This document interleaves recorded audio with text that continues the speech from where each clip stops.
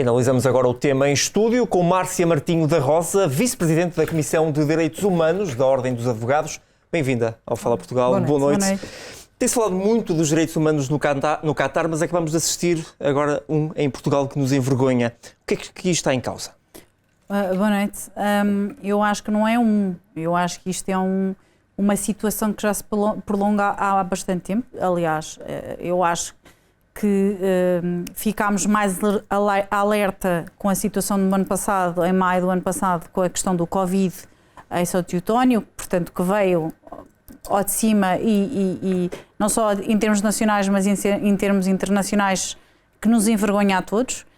E passado um ano, o que nós vimos é que continuava tudo na mesma, ou seja, pergunta-se aqui se as pessoas que nós vimos nesta peça e que muitas delas de certeza que assistiam e sabem que estas pessoas vivem em casas sobrelotadas, muitas delas até alugam e arrendam estas casas, não podem dizer que desconhecem este tipo de situações, não é? Portanto, acho que há indícios, presume-se que existem indícios de sobrelotação, por exemplo, de indianos em determinada casa, sabendo-se que estas pessoas trabalham, têm 2 e 3 e 4 trabalhos, até porque nós em maio do ano passado estivemos lá e assistimos às movimentações.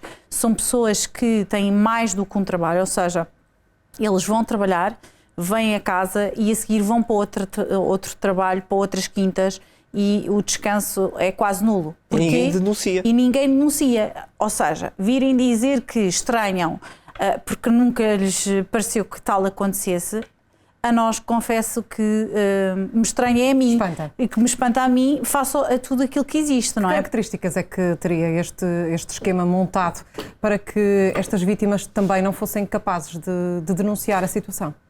Normalmente, neste tipo de crimes de escravidão, tráfico de seres humanos e atendendo aos factos que nós temos tido conhecimento do ano passado para este ano na Comissão de Direitos Humanos, da Ordem, o que nos chega é que são pessoas que querem sair dos países porque são muito pobres e, portanto, pagam cerca, posso-lhe dizer, uma das migrantes que na altura em Odmira falou comigo, pagou 18 mil euros de uma viagem da Índia para cá, sendo que as rotas nunca são iguais, portanto as rotas são completamente dispares, vêm de autocarros, portanto muitas delas não são iguais, portanto é muito difícil determinar, e depois quando chegam cá vêm-se reféns porque vivem nas casas que são indicadas por determinadas pessoas e onde elas têm que pagar cerca de 700 ou mais euros, e esse dinheiro tem que ser pago imperativelmente todos os meses, sob pena de ameaças à família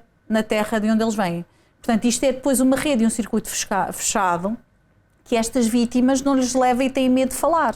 E, portanto, o que nós, comunidade, temos que fazer é olhar nestes casos, porque todos eles são públicos e todos eles são notórios. Acho que todos nós, se formos passar umas férias a Santo Eutónio, por exemplo, apercebemos claramente que existe uma comunidade de indianos de Bangladesh, ou seja, de que etnia for. Nós temos é que olhar o porquê de estar a acontecer cada vez mais e estar a acontecer e estar a aparecer cada vez mais. Na nossa interpretação, e porque já chamámos a atenção várias vezes sobre isso, existe uma falta de política migratória em Portugal. E agravou-se ainda mais com a Estado podia ter aqui uma ação preventiva, estamos a ver uma ação castigadora por parte das autoridades, mas podia ter havido um Estado mais preventivo neste sentido. Como é óbvio, repare, a partir do momento em que o CEF deixa de existir, se extingue e o CEF nem sequer dá resposta, estas pessoas estão desesperadas, vêm para cá com promessas de contratos de trabalho, muitas delas, que é aquilo que a lei permite, e não existe um controle sobre estas pessoas, nem sequer sobre onde estas pessoas ficam alojadas. Quem é que é os trabalhadores, de onde é que eles vêm, se vêm com filhos menores, se falam português, têm conhecimento de cultura, com quem ficam, onde é que vão trabalhar. Não existe registro de nada disso. E repare, nós temos um CEF que não responde a nada neste momento, que supostamente está extinto e nós nem sabemos, ok, foi extinto e qual é a resposta?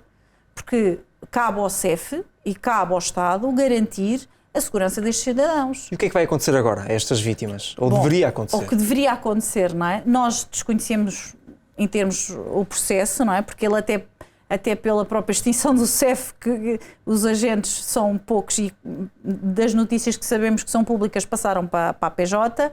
Este processo, ao que nos parece, está e cabe, portanto, à Brigada de Turismo da PJ, que fez esta investigação, ao que parece, durante um ano inteiro, até porque estas redes são bastante organizadas e não são fáceis de montar e de chegar até elas. Em termos de prova, e daí, por exemplo, estes migrantes estarem a ser ouvidos, o que está a acontecer agora é que estão a prestar declarações para a memória futura, isto porque existe, presume-se, porque eu não conheço o processo, mas daquilo que nós conhecemos neste tipo de casos, é muito frequente fazer este tipo de declarações para a memória futura destas testemunhas, destes migrantes, em que vão efetivamente prestar o seu depoimento dos factos, daquilo que conhecem, como é que vieram, portanto, para tentar que foram sujeitos. Exatamente. Isto porquê? Porque existe uma grande mobilidade destes migrantes, portanto, há uma grande e forte possibilidade deles, quando for à altura do julgamento, já nem sequer estarem em território nacional e, portanto, esta recolha de prova.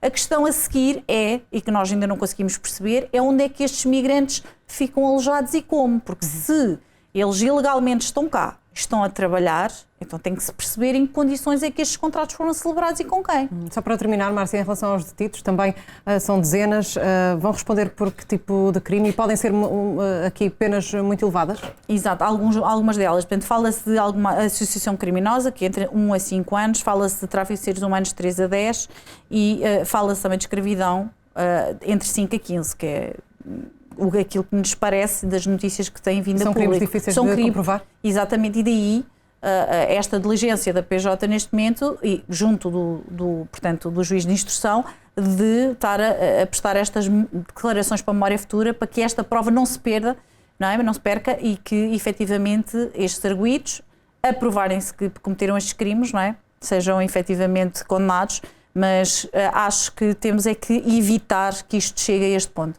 Márcia, muito obrigado. E até uma próxima oportunidade aqui na Record TV. Obrigado e boa noite. Boa noite.